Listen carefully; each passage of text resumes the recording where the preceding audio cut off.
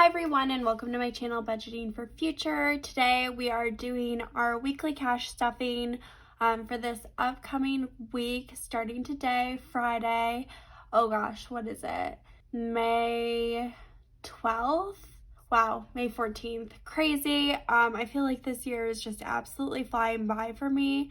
It's only May, but it feels like it's September, and it also feels like it's January all at the same time. We're definitely starting to lift like COVID restrictions in our area, which is kind of weird. And we're kind of like, I don't know, I feel like everyone's kind of in that weird middle ground of like, it hasn't started, but it's going to start, and like, who knew like the world was ever going to start again? I don't know. Lots of complicated thoughts. If you're having any, feel free to comment them down below. I would love to hear what you're thinking about in terms of everything that's going on. But yeah, let's go ahead and jump on into this thing. So we did recently decide to start doing a weekly cash stuffing instead of a bi-weekly cash stuffing. That's because we were really struggling overall with like using our money like consistently throughout the 2 weeks instead of just using it all at once in the beginning. So we're definitely going through the growing pains. I will say this first week of doing this, we did have a lot of instances where we would pull out our debit card and make purchases. So things got a little wonky, but I did update like my spreadsheet and everything. That way we're giving ourselves the right amount to try and finish out this next little period here. Groceries was definitely hit the worst. We have no money left, and we went way over for our first week. I think we had originally given ourselves $150, but we actually spent over $200. Just like everything. It's so hard. Whenever we like need more household supplies, everything gets really wonky. So we needed tissues and toilet paper, and I think we had to get shout too. So just all the big purchases to keep the household running that kind of eat into this budget were definitely in full effect. But we should give ourselves about $87 to finish out the next week, and I'm hoping we won't need any major grocery runs, but I'm sure we'll do at least one small one. Our daughter is also teething right now, which is really hard for her. She like refused to eat one night, and I had to go out to the grocery store and find her like teething rings and teething crackers, and that's all she would eat for the whole night. So that definitely will affect the grocery budget. I feel like every time we step into the grocery store, we're like, we need $5 worth of stuff, let's spend $100. So that definitely has been biting us in the butt there.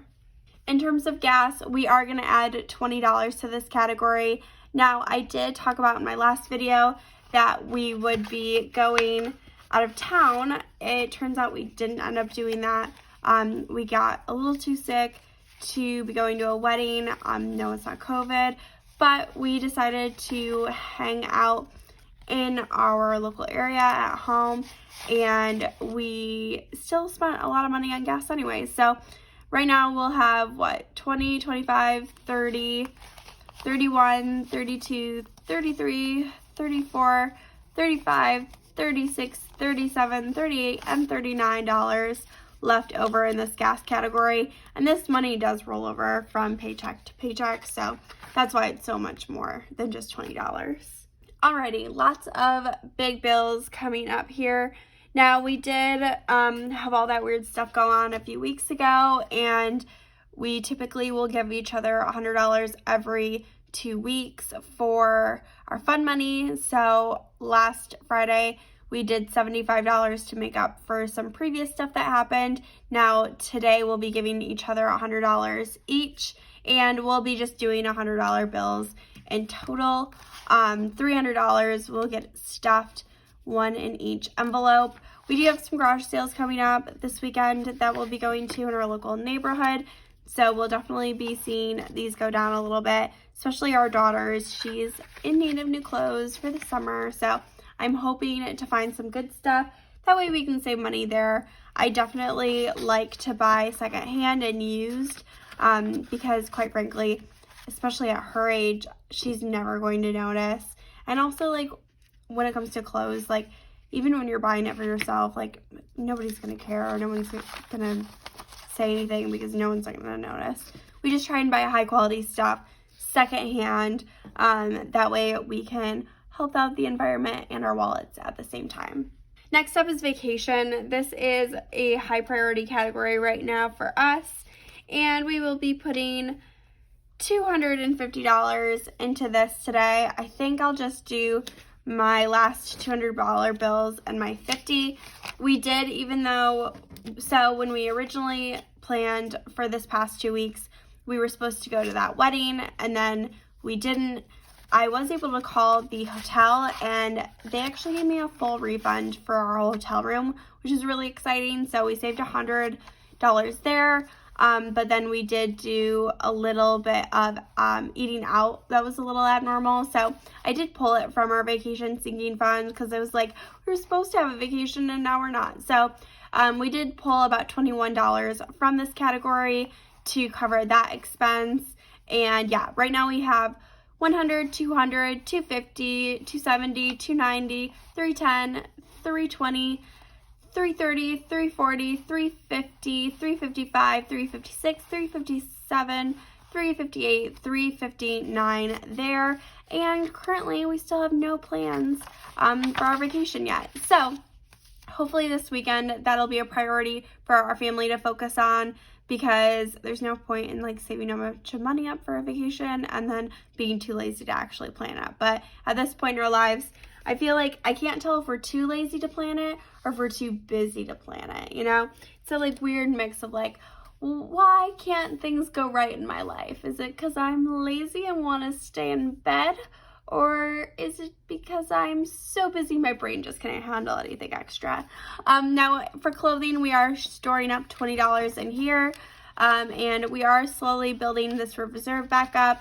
We mostly use this to buy new shoes when we need new shoes in our house. We're not like, I know some girls will have like 400 pairs of shoes. I'm definitely not one of them.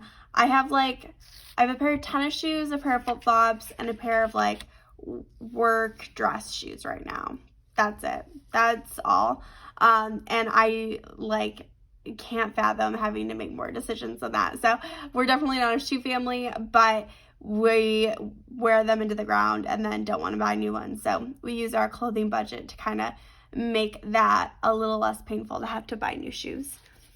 Now, to close out our budget from 2 weeks ago, we did decide to put $15 into our maintenance sinking fund. So that's what we'll be doing here today.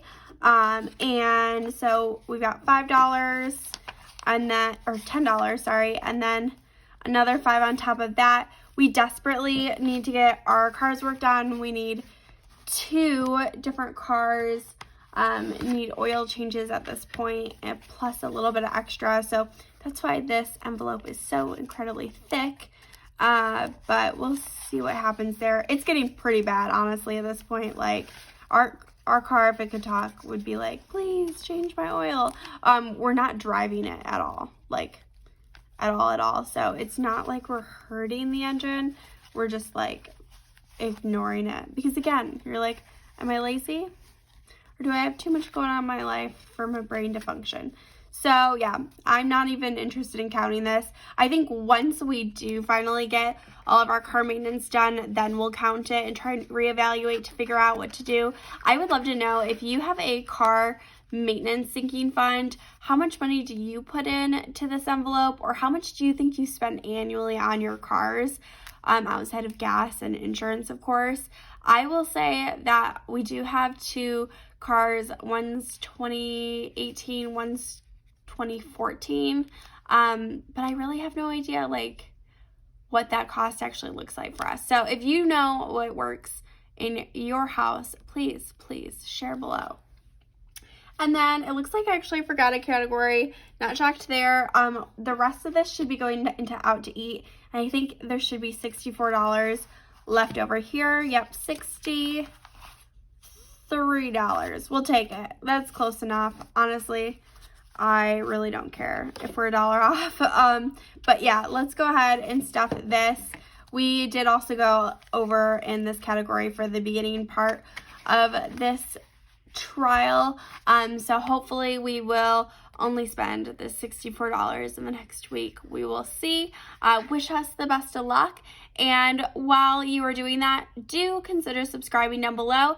73% of people who watch my channel are not yet subscribed. And if you made it this far in the video, you must have liked something. So definitely consider it. And yeah, I hope you have a great rest of your day. Bye.